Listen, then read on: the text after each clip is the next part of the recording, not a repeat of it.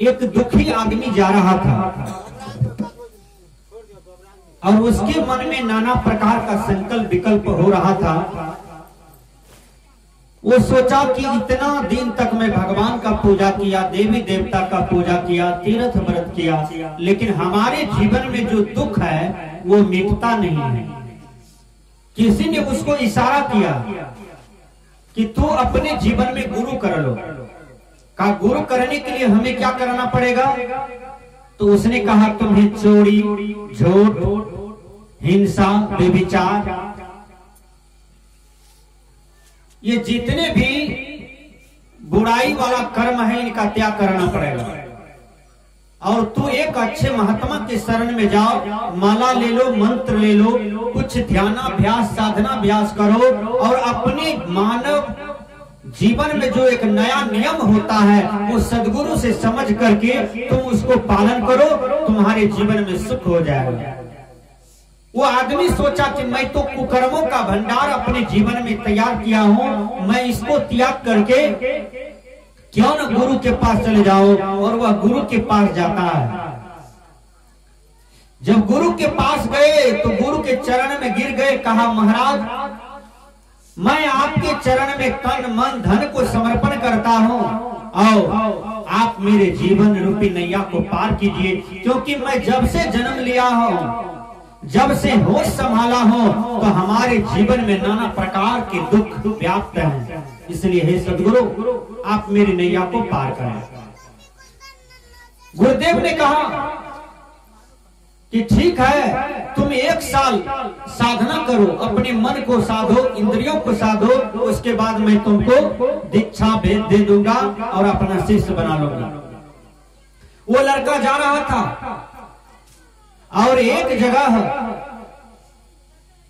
एक माँ अपने बच्चे को लेटरिन कराया और लेटरिन करा करके उस पैखाना को फेंक नहीं दिया दूर क्षेत्र में। क्या किया, उस रोड कता में पैखाना था, उस पर 2 कोबा बालू दे दिया और प्रणाम करके 2 कोबा बालू दे दिया और घर चला गया।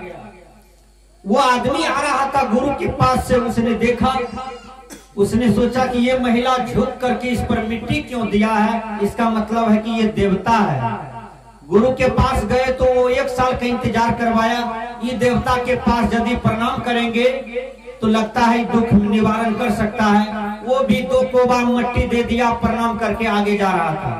पीछे से जो आदमी आया वो भी 2 कोबा मिट्टी दे के प्रणाम करके जा रहा था। मतलब जितने आदमी देखा मिट्टी देते हुए वो सब मिट्टी देने का काम किया केवल, लेकिन किसी ने यह प्रश्न ने नहीं किया कि इस मिट्टी के अंदर में है क्या, उस मिट्टी के अंदर में तो पैखाना था। विचार कीजिएगा।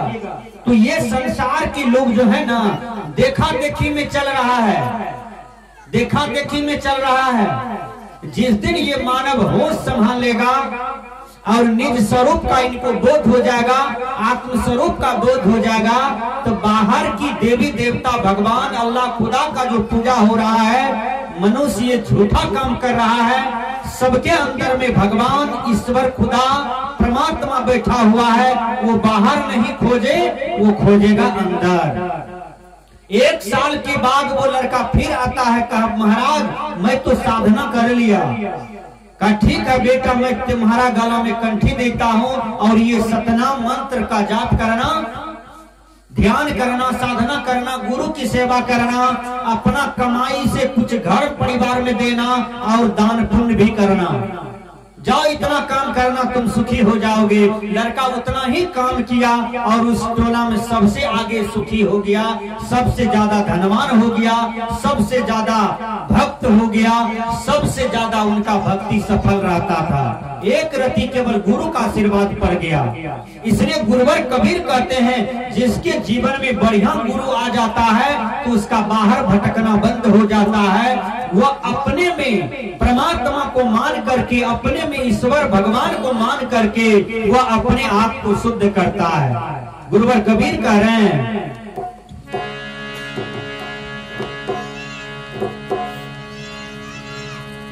मैं तो तेरे पास बंदे, मैं तो तेरे पास बंदे मैं तो तेरे पास में, मौको कहाँ ढूंढे रे बंदे मैं तो तेरे पास में, मैं तो तेरे पास में।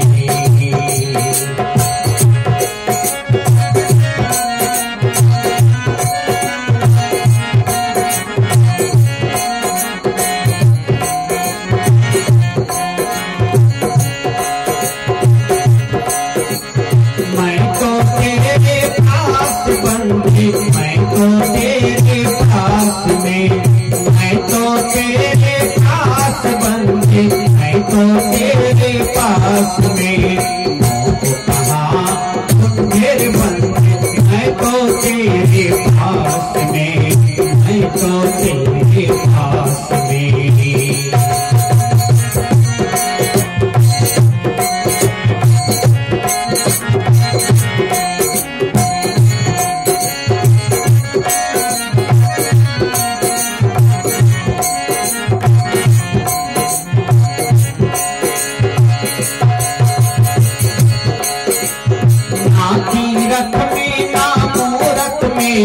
ना एकांत निवास में,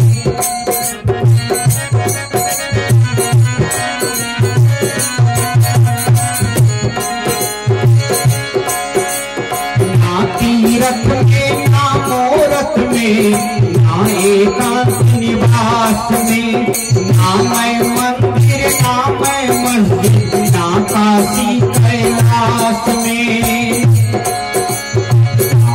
जप में ना मैं तप में, ना मैं जप में ना मैं तप में, ना मैं क्रियाक्रम में, ना मैं क्रियाक्रम में, नहीं योग संन्यास में, नहीं योग संन्यास में, मैं तो तेरे पास बंदे, मैं तो तेरे पास में।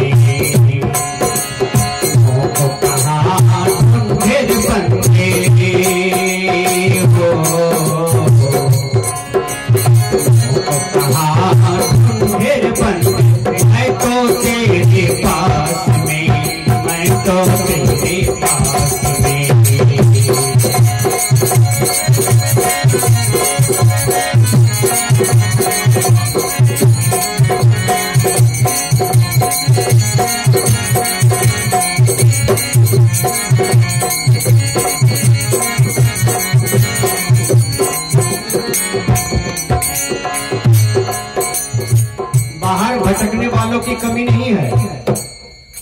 लोग मिट्टी का पूजा करते हैं, देखिएगा मिट्टी में भगवान मानते हैं, देवी देवता को मानते हैं और उसको स्नान करके उसके बाद नीपते हैं, प्रणाम कर लेते हैं।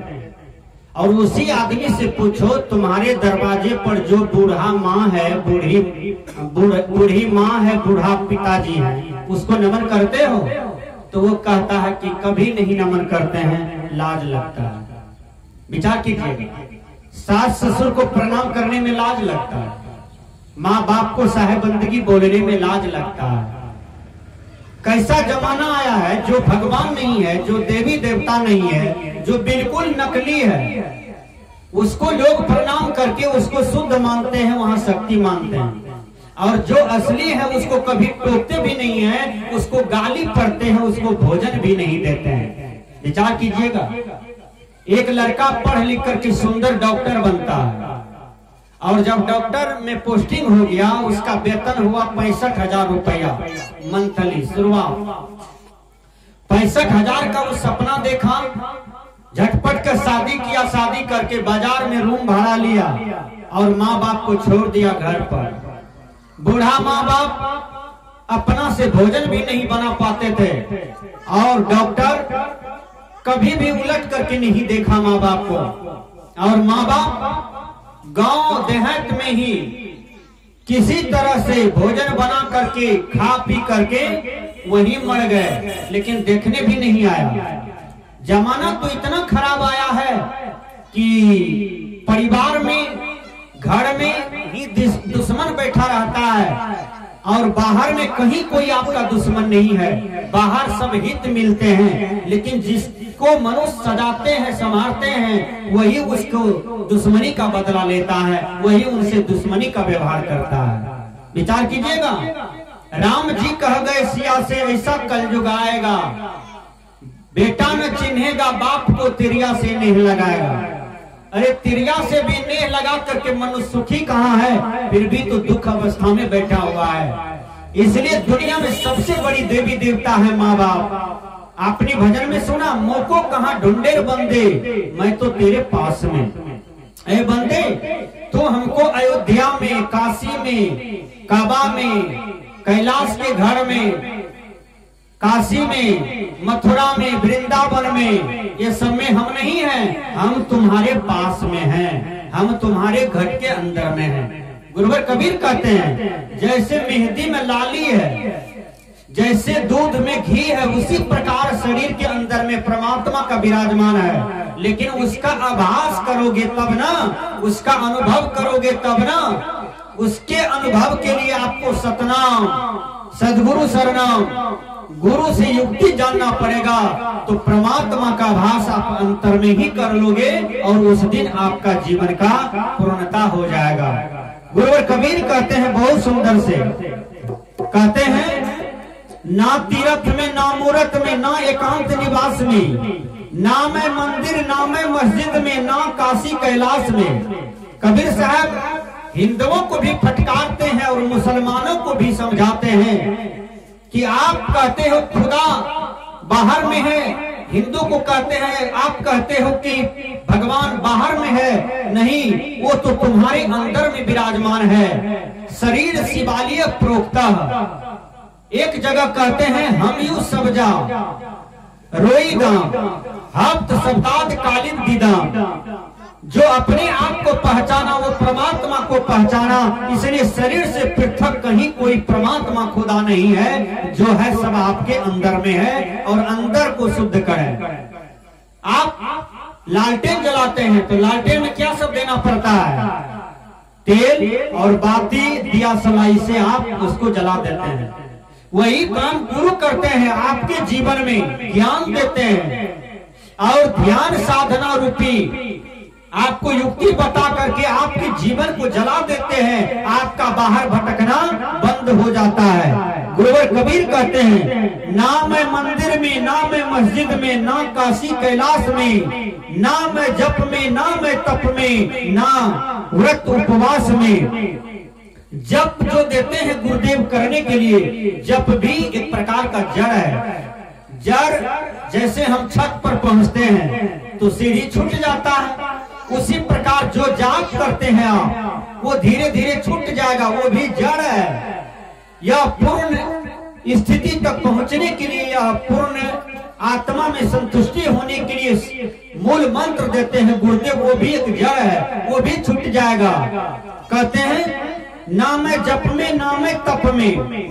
तप मतलब होता है तपस्या करना। कोई एक पैर पर खड़ा होकर तपस्या करता है, कोई दो पैर पर खड़ा होकर तपस्या करता है, कोई बैठे बैठे आंख बंद करके तपस्या करता है, कोई बहुत दिन तक साधना करता है, ये तपस्या है। गुरुवर कबीर कहते हैं, ना मैं व्रत उपवास में, जिस परमात्मा के लिए पूरा दुनिया ललायित है, वह न व्रत में है, न उपवास करने में है, ना मैं क्रिया क्रम में रहता, नहीं योग संन्यास में। मैं किसी भी क्रिया क्रम में नहीं रहता। वो पूर्ण परमात्मा तो सबके घट विद्यमान है, उसको अनुभव करने की जरूरत है। अब गुरुवर कबीर कहते हैं,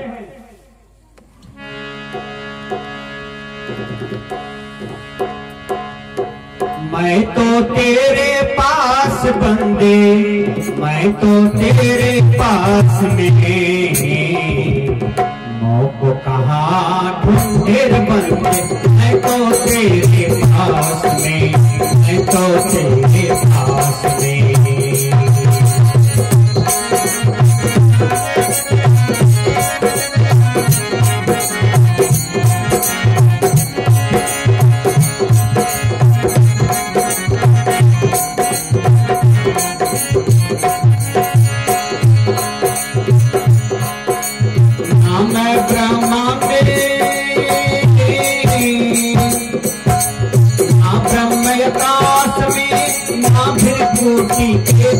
में, ना मैं काज कैलाश में, ना मैं काज कैलाश में। ओ जी हाँ तुरंत मिल जाई हम पल भर की तलाश में। कहत कबीर सुनो भाई साहब सब श्वासा की सांस में, सब श्वासा की सांस में। तो तेरे पास बंदे मैं तो तेरे पास में, मैं तो तेरे पास बंदे मैं तो तेरे पास में, मैं तो तेरे पास में। मोख पहाड़ ढूंढे बंदे मैं तो तेरे पास में, मैं तो तेरे